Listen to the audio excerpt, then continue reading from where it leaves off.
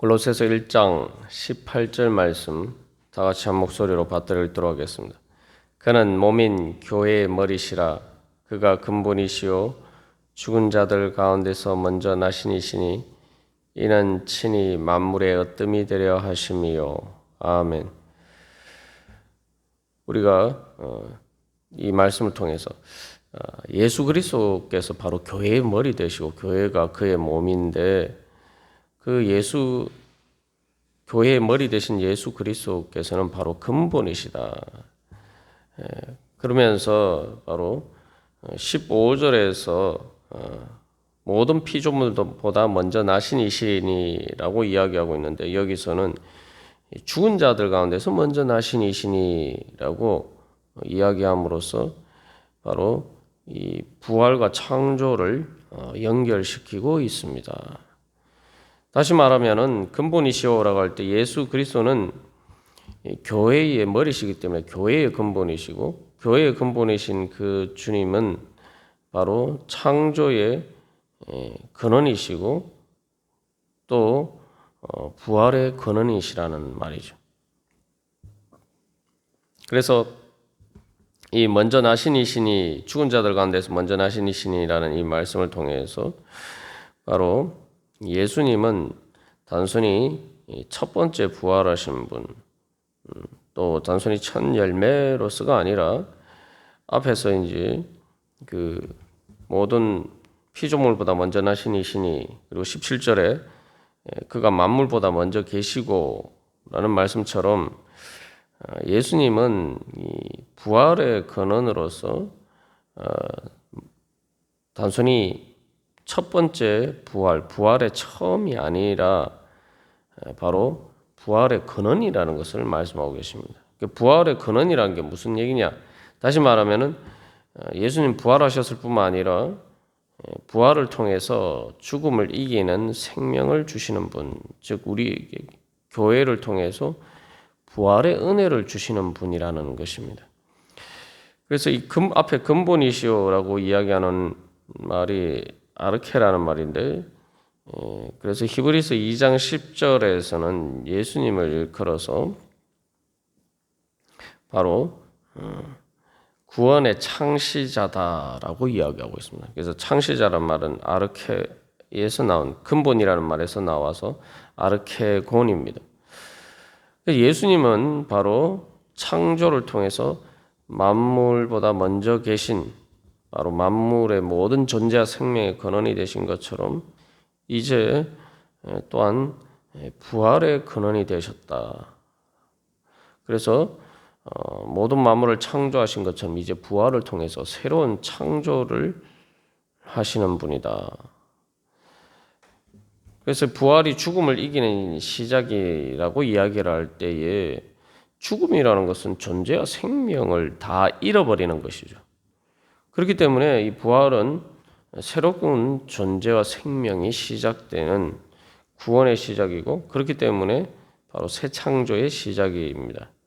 그래서 먼저 나신 이시라는 말이 원래 이제 장자라는 말, 맏아들이라는 말에서 이제 로 번역이 되는 말인데 그런 의미를 가졌다. 그래서 예수님이 그래서 로마서 8장 예수님에 대해서 로마서 8장 29절에서는 바로 많은 형제 중에서 맏아들이 되게 하려 하심이다라고도 이야기하고 있죠. 그래서 예수님이 바로 이제 새 창조의 시작으로서 옛 아담과 다른 죄와 죽음을 가져온 그 아담이 아니라 이제 새 아담으로서 바로 하나님의 형상을 회복하는 부활의 그런 시작이 되셨다는 의미입니다. 그래서 여기서 이제 창조와 부활을 그래서 이렇게 예수 그리스도 안에서 이 종합하고 있는데 이 창조와 부활을 연관시켜서 이해를 해야지 우리가 예수를 믿는 참된 올바른 믿음을 가질 수가 있습니다. 그래서 예수님의 예수님께서는 그래서 창조의 주권과 능력으로 바로 부활을 새 창조를 하시는 분이시다. 그렇기 때문에 우리가 지난번에 나눈 것처럼 무에서 유를 창조하시듯이 바로 부활이라는 것은 죽을 수밖에 없는 유한한 피조물인 우리가 할 수 없는 것이라는 거죠. 그래서 이 오직 창조주 하나님만이 주실 수 있는 것이다라는 의미입니다. 그렇기 때문에 여기서 이제 부활에 대해서 우리가 이해를 할 때에 그 생명이 보면은 이제 가을이 지나서 겨울이 되면은 다 죽은 것처럼 보이는데 봄이 되면 다시 만물이 소생하죠. 그래서 우리가 소생한다는 표현을 씁니다만 우리가 그것을 뭐 부활에 비유해서 이야기를 할 수도 있습니다만 부활은 봄에 만물이 소생하는 것과는 차원이 다른 문제란 말이죠. 봄에 만물이 소생한다라고 하지만 실제로 그 씨앗이나 뿌리가 땅 속에 있어요. 죽지 않고 살아 있는 겁니다. 거기에 죽지 않고 살아 있던 남아 있던 그 씨앗과 뿌리가 다시 이렇게 이제 자라나는 거죠. 그러나 부활은 이 무에서 유가를 창조하듯이 말 그대로 죽음에서 이 창조가 되는 것입니다. 그러니까 우리 안에 어떤 그 씨앗이나 부활의 씨앗이나 뿌리가 우리 안에 있는 게 아니라는 거죠. 봄, 여름, 가을, 겨울처럼 그런 것이 부활이 아니라는 겁니다. 그런 순환이 아니라는 거죠. 그렇기 때문에 우리 안에는 어떤 부활의 씨앗도 뿌리도 없습니다. 사람이 죽으면은 뭐 가만 놔두면은 봄이 되면은 만물이 소생하듯이 사람이 다시 살아납니까? 안 살아나죠. 부활이라는 것은 말 그대로 그래서 이 새 창조입니다. 그렇기 때문에 예수님 말고는 우리에게 부활의 방법이 없다라는 거예요. 예수님에 대해서 그래서 이 도마가 부활하신 예수님을 보고 나의 주, 나의 하나님이라고 고백한 것은 창조주 하나님만이 바로 부활의 은혜를 주실 수가 있다는 겁니다. 이것은 피조물의 영역이 아니라는 거죠.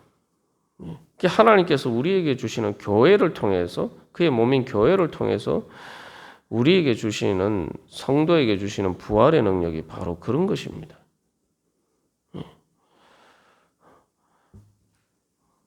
그래서 이 17절에서는 또 단순히 창조뿐만 아니라 존재와 생명의 보존을 또 예수 그리스도 안에 있어 이루어진다라고 이제 이야기를 하는 것을 우리가 살펴보았습니다만 바로 부활은 또한 존재와 생명의 보존과 관련되어 있죠.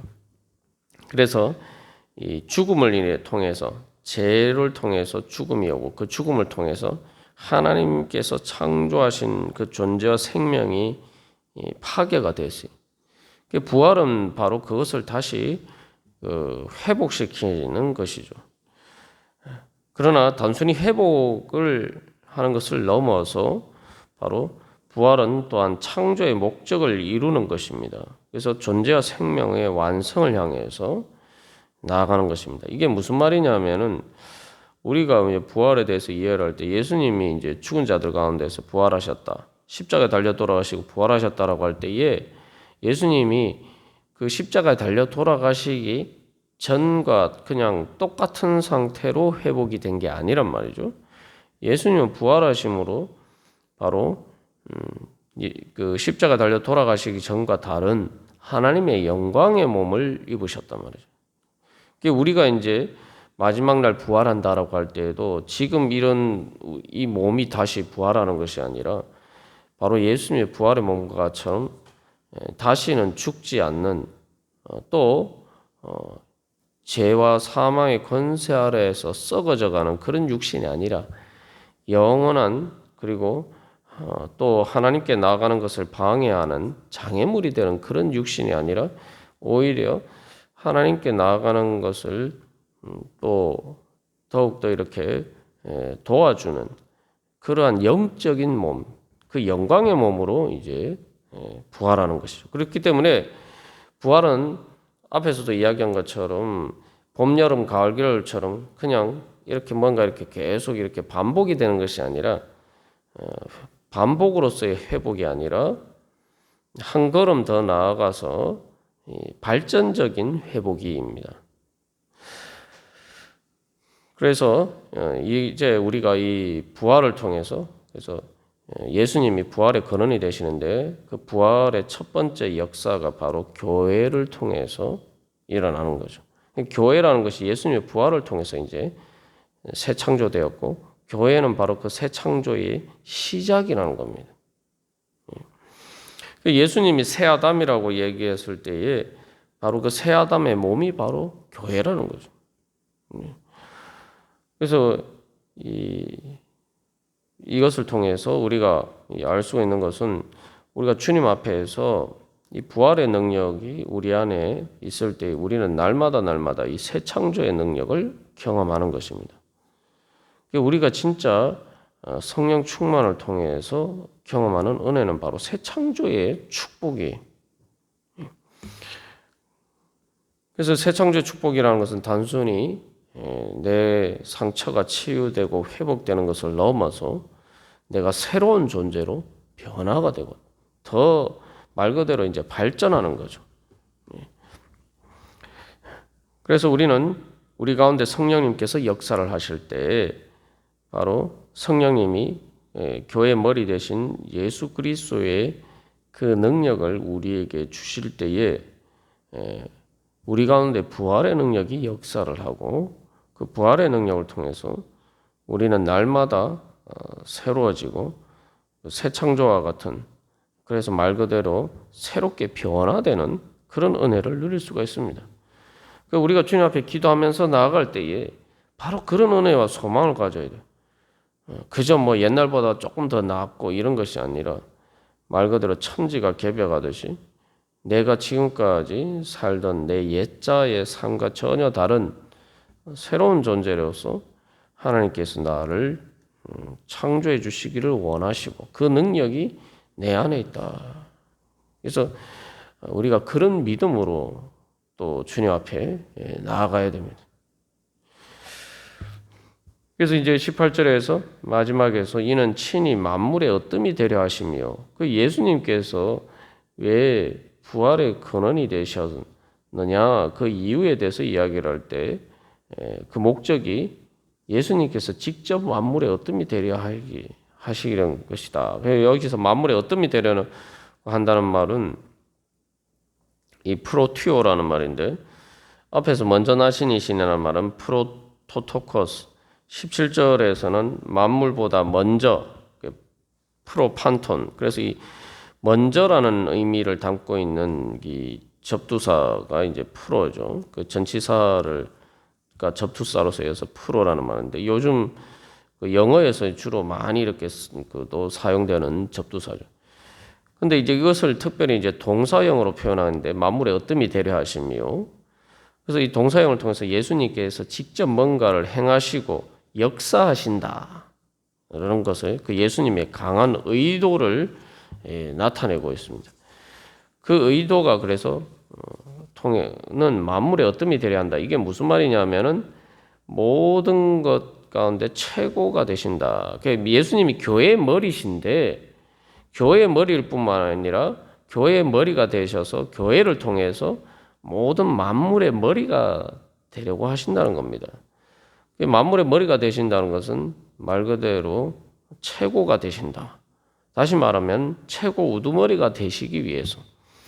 그래서 다른 말로 하면은 모든 것을 이기기 위해서란 말이에요. 그래서 예수님께서 이 만물의 어뜸이 되려 하신다라고 할 때는 그 어떤 것도 예수님을 이길 수 없다라는 거죠.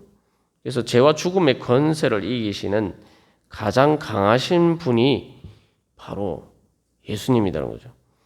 여기서 그래서 부활이 필요한 겁니다. 왜냐하면은 세상에 제일 강한 게 무엇이겠습니까? 세상에 제일 강한 것은 바로 죽음입니다. 사람들이 아무리 뭐 강한 척하고 힘 있는 척하고 잘난 척해도 죽음 앞에서는 속수무책이에요. 세상에서 그렇게 기세등등하던 사람도 죽음의 순간에 이르게 되면은 그냥 두 손 두 발 다 들고 KO패 당할 수밖에 없습니다. 그래서 세상에서 제일 강한 것은 죽음입니다. 그렇기 때문에 죽음이 제일 강하기 때문에 죽음을 이겨야지 바로 세상에 제일 강하신 분이 될 수가 있다는 거죠. 그래서 세상에서 제일 강한 바로 죽음의 권세, 그리고 그 죽음의 권세를 가져오는 것이 바로 죄의 권세인데, 바로 이것이 예수 그리스도의 주권을 부정하는 바로 예수님께 반역하는 우두머리란 말이죠. 예수님께서 그것을 이기셔야지 말 그대로 그 창조의 주권을 회복하실 수가 있고, 그래서 만물의 어뜸이 되실 수가 있다는 거죠.